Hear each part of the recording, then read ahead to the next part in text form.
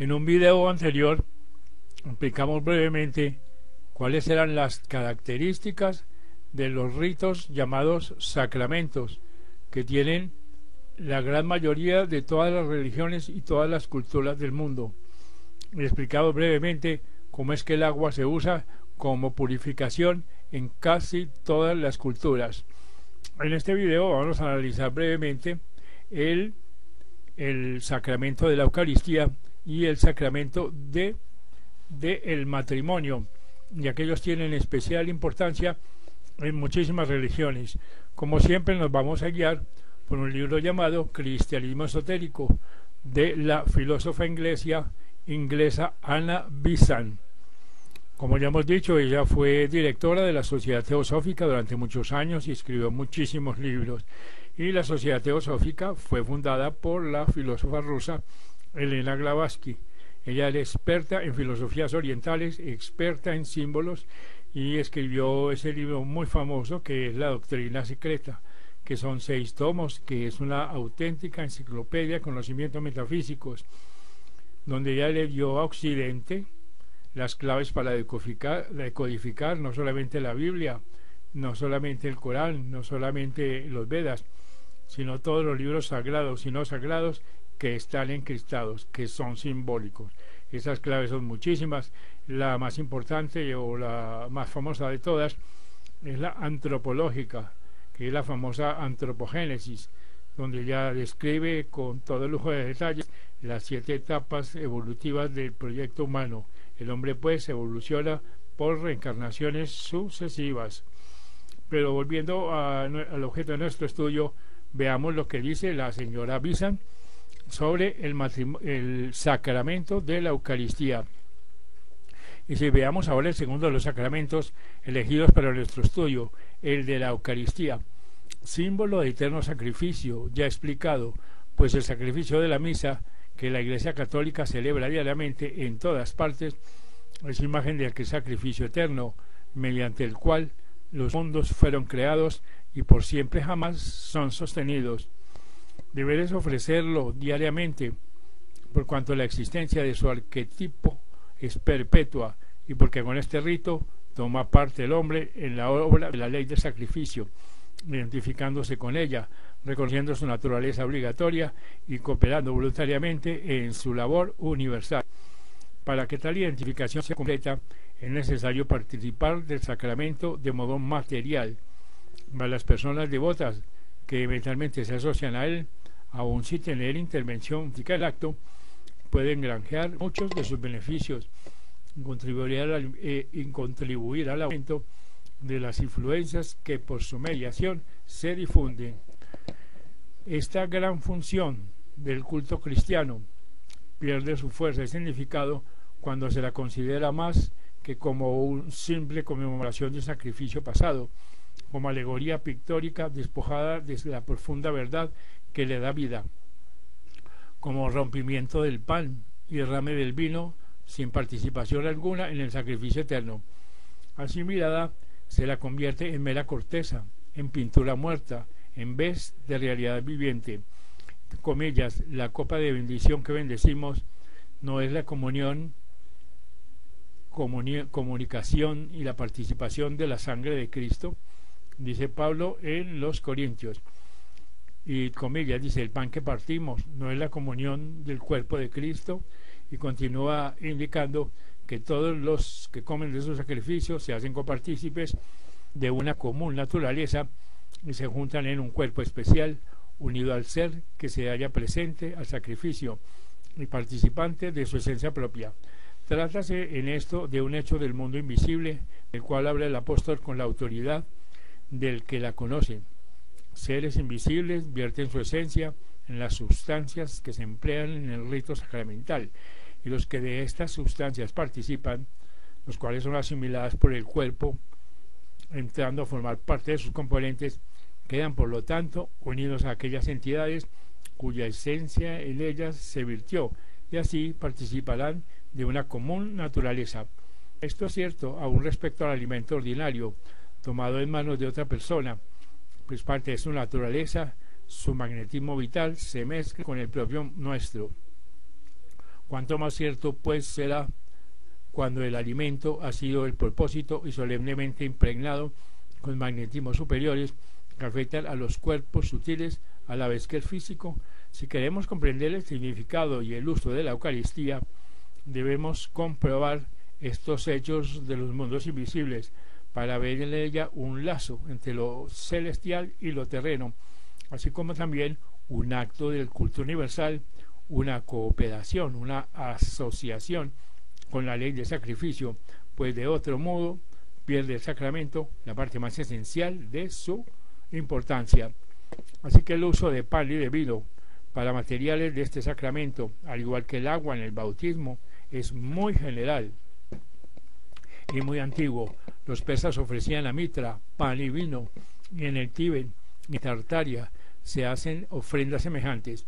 Jeremías habla de las tortas y libaciones que en Egipto ofrecían a la reina del cielo los judíos que profesaron el culto de aquella nación. En el Génesis se lee que Melquisedec, el rey iniciado, presentó pan y vino para bendecir a Abraham. En los diversos misterios de Grecia se empleaba el pan y vino, y Williamson habla de su uso entre mexicanos, peruanos y druidas. El pan pues es el símbolo general del alimento que constituye el cuerpo, y el vino es símbolo de sangre, considerada como el fluido de vida, porque la vida de la carne está en la sangre, entre comillas. De aquí que se diga que los miembros de una familia que participan de la misma sangre, y ser de la sangre de una persona significa ser pariente suyo. Y aquí también las antiguas ceremonias del pacto de sangre, entre comillas, cuando una persona extraña ingresaba en una familia o tribu, se transfería en sus venas algunas gotas de sangre de uno de los individuos de la colectividad de que se tratase, o bien aquella la bebía generalmente mezclada con agua, considerándosela desde el momento como si hubieses nacido en la familia o tribu, como si fuese su propia sangre. De modo semejante participan los fieles que toman la Eucaristía del pan y el vino, símbolos del cuerpo y sangre de Cristo, es decir, de su naturaleza, de su vida, con lo que quedan hechos de su parentela, o en otros términos, unos con él. La palabra de poder es la fórmula en que, comillas, este es mi cuerpo, esta es mi sangre. Por medio de ella se verifica el cambio que enseguida vamos a considerar, o sea, la transformación de las sustancias empleadas en vehículos de espirituales energías. El signo de poder es la señal de la cruz, hecha con la mano extendida sobre el pan y el vino, ceremonia no siempre efectuada por los protestantes. Estas son, pues, las condiciones esenciales externas del sacramento de la Eucaristía. Importa mucho comprender el cambio que en este sacramento se verifica, pues se extiende más allá de la magnetización que hemos explicado, aunque esta también se realiza. He aquí una particular muestra de una ley universal. Toda cosa visible es para el ocultista la última expresión, o sea, la física de una verdad invisible. Toda cosa es expresión física de un pensamiento. Un objeto cualquiera no es más que una idea exteriorizada y condensada. En resumen, todos los objetos materiales del universo son ideas divinas expresadas en materia física. Esto sentado, se hace evidente que la realidad de las cosas no reside en una forma externa, sino en su vida interna, en la idea que la ha conformado y modelado la materia para hacerla expresión de sí misma. Así la materia de los mundos superiores, que es muy sutil y muy plástica, se adapta rápidamente a la idea y cambia de forma tan pronto como el pensamiento cambia. Más conforme se desciende de mundo en mundo, la materia se va haciendo más densa, más pesada, siendo cada vez menos dispuesta para mudar las formas, lo cual se verifica más y más lentamente hasta penetrar en el mundo físico, en el cual la lentitud de los cambios alcanza aún esta pesada materia. Con tiempo suficiente, sin embargo, aún esta pesada materia efectúa sus mudanzas bajo la presión de la idea que anima, como puede observarse en los semblantes, donde acaba de ver la expresión de los pensamientos y emociones habituales. Esta verdad es fundamento de lo que se llama la doctrina de la transustanciación, sobre cuya inteligencia andan descaminados por modo extraordinario los protestantes en general. Mas este es el signo de las verdades ocultas, cuando se ofrecen al ignorante. La sustancia, entre comillas, que experimenta el cambio es la idea que hace que una cosa sea lo que es. El pan, entre comillas, no es una mera harina y agua. La idea que preside a la mezcla en manipulación del agua y de la línea es realmente la sustancia, entre comillas, que lo hace pan. Y la harina y el agua son lo que en términos técnicos se llama los accidentes, entre comillas, adaptaciones de materia que dan forma a la idea. Con una idea o sustancia diferente, la harina y el agua tomarían diferente forma, como lo hacen sin duda cuando son asimiladas por el cuerpo. En completa conformidad con este concepto, los químicos han descubierto que la misma especie y el mismo número de átomos químicos pueden coordinarse de bien distintas maneras, produciéndose en consecuencia cosas completamente diferentes en sus propiedades, aunque los materiales de que se compongan permanezcan inalterables. Estos compuestos isoméricos figuran entre los descubrimientos más interesantes de la química moderna. La ordenación de átomos semejantes, presidida por ideas diferentes, da por resultado cuerpos diferentes.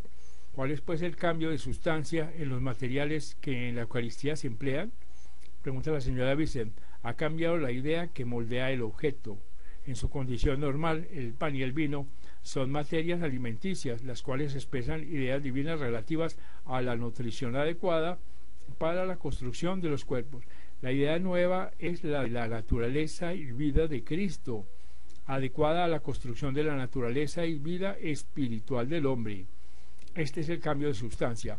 El objeto permanece inalterable en sus accidentes, en sus materiales físicos, pero la materia sutil con él relacionada ha variado a impulsos de la trocada idea, y en virtud de tal mudanza adquiere propiedades nuevas que afectan a los cuerpos sutiles de los participantes, poniéndolos en el tono de la vida y naturaleza de Cristo. Así que de los merecimientos, entre comillas, del mismo depende la extensión que ha de alcanzar la consonancia. Los participantes indignos, sometidos al mismo proceso, serán dañosamente afectados, pues su naturaleza, que resiste el benéfico impulso, sufrirá quebranto, llegando hasta romperse por la acción de fuerzas a las cuales es incapaz de responder, ni más ni menos que como se hace pedazos un objeto por efecto de vibraciones que es incapaz de reproducir. El participante digno se hará uno con el sacrificio, con el Cristo.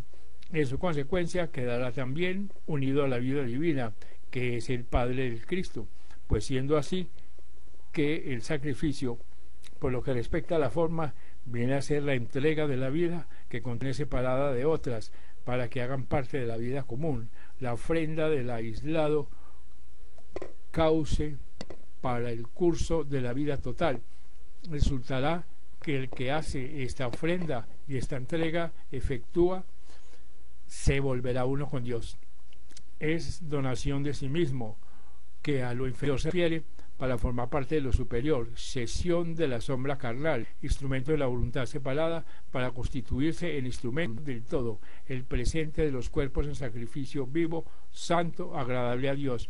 Por razón pues enseña la Iglesia que los que reciben la Eucaristía de manera adecuada participan de la vida de Cristo ofrecida por amor a los hombres.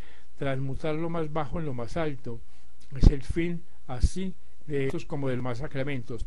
Los que a él se acercan van buscando el permutar la fuerza interior por la superior mediante su unión con esta última. Y aquellos que conocen la verdad interna son capaces de comprobar la existencia más elevada, cualquiera que sea la religión a la que pertenezcan. Pueden llegar con el empleo de sus sacramentos a un completo contacto con la vida divina que sostiene los mundos, o a condición solamente de que acudan a la ceremonia con la naturaleza receptiva, el acto de fe y el corazón abierto, que son indispensables para que las posibilidades de sacramento se conviertan en realidad. Este es pues un resumen de la significación que tiene la Eucaristía como sacramento.